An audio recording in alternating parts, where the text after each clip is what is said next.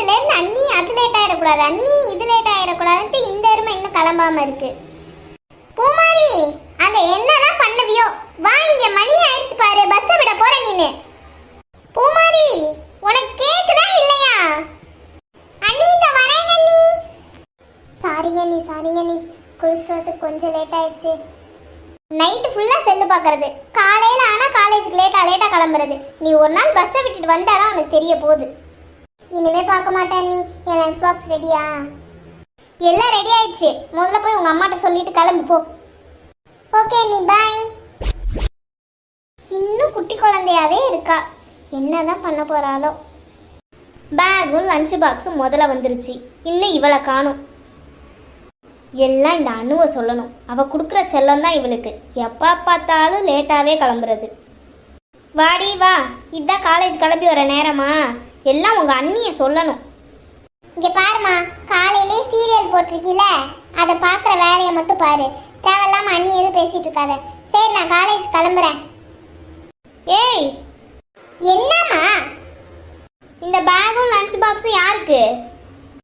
ஐயோ, ஏய் பேக் எடுக்கல பாரு. மா அது என் பேக்கே இல்லம்மா, நான் ஷோல்டர்ல மாட்டுற பேக் எப்போ வாங்கிட்டேன். அம்மா போயிட்டு வரேன், அண்ணிட்ட சொல்லிடு. பார்த்து பத்திரமா போயிட்டு வாடி. இந்த பேக்குக்கு என்ன குறைன்னு அவ புதுசு வாங்கியிருக்கான்னு தெரியல. சாயந்தரம் வரட்டும், நம்ம டிவியை பார்ப்போம். அக்காவும் தங்கச்சி ரொம்ப நேரமா மூஞ்ச பார்த்துக்கிறாங்களே, என்னவா? வீட்டுக்கு போகும்போது என்னக்கா இப்படி மூஞ்ச தொங்க போட்டுட்டு என்ன அனுப்புற? எனக்கு மனசே சரி இருக்காது நீ இப்படி என்ன அனுப்புனா. 2-3 நாளா திடீர்னு கூடவே இருந்துட்டு இப்போ போறேன்னு சொல்றியா? மனசே சரியில்லை. எட்டி பிடிச்சா நம்ம வீடு. உனக்கு ஏதாவது மனசு சரியில்லைன்னா அங்க வா. இனிமே நானும் அடிக்கடி வர பாக்குறேன்க்கா.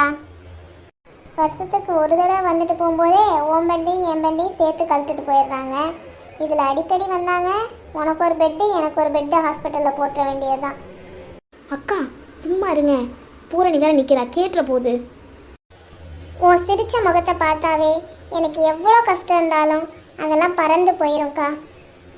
சரி கோமு, நீ பறந்து வா, நான் ஆட்டோவில் வரேன். அங்கே பாரு, அப்பா ஆட்டோ அனுப்பிட்டாரு. அட்டி வாங்க போற பூரணி? ஆமாம் ஆட்டோ வந்துடுச்சு. நீ இல்லாமல் மனுஷன் ரொம்ப வாடிட்டாரு போல. சொன்ன டைத்துக்கு கரெக்டாக ஆட்டோ அனுப்பிட்டாரு. சரி பார்த்து போயிட்டு வா கோமதி. பூரணியை நல்லா பார்த்துக்க. நான் அப்புறமா மாமா கூட ஒரு தடவை வீட்டுக்கு வரேன். என்ன? கண்டிப்பாக எல்லாரையும் கூட்டிகிட்டு வாக்கா. சரிம்மா நான் போயிட்டு வரேன். சரி சின்னத்தை. பெரியம்மா, அண்ணி எல்லாருக்கும் பாய். குட்டீஸ் கிட்ட சொல்லிருங்க பாய் பாய். நானும் போயிட்டு வரேன். எல்லாரும் பார்த்து ஜாக்கிரதையா இருங்க.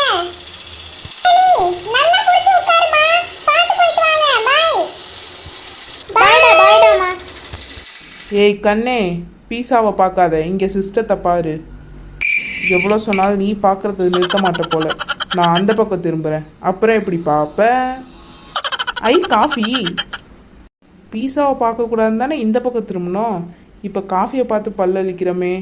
நோ அஞ்சலி, ஒர்க்கு ஃபஸ்ட்டு, பிரேக்ஃபாஸ்ட்டு நெக்ஸ்ட்டு. இவன் என்ன ஏதோ தனியாக பேசிகிட்டு இருக்கா?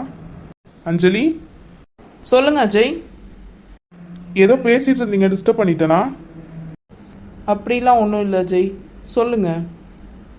நேற்று ரெட் ஃபைல் கோயிலுக்கு எடுத்துகிட்டு போனீங்களே, அதை கொஞ்சம் கொடுத்தீங்கன்னா அதில் சின்ன சின்ன பெண்டிங் ஒர்க்ஸ் இருக்குது, அதெல்லாம் முடிச்சுட்டு கொடுத்துருவேன்.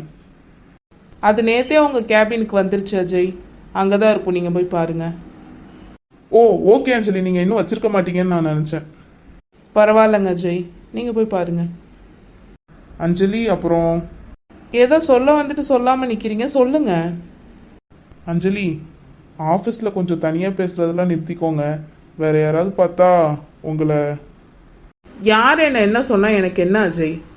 அப்படி இல்லைங்க அஞ்சலி, நீங்கள் இந்த கம்பெனியோட பாஸு. எம்ப்ளாயிஸ் வந்ததுக்கப்புறமும் நீங்கள் இப்படி தனியாக பேசுகிறத யாராவது பார்த்தாங்கன்னா, என்ன நம்ம பாஸ் ஒரு லூஸாக இருக்காங்க அப்படின்னு நினச்சிடக்கூடாதுல்ல, அதுக்காக தாங்க.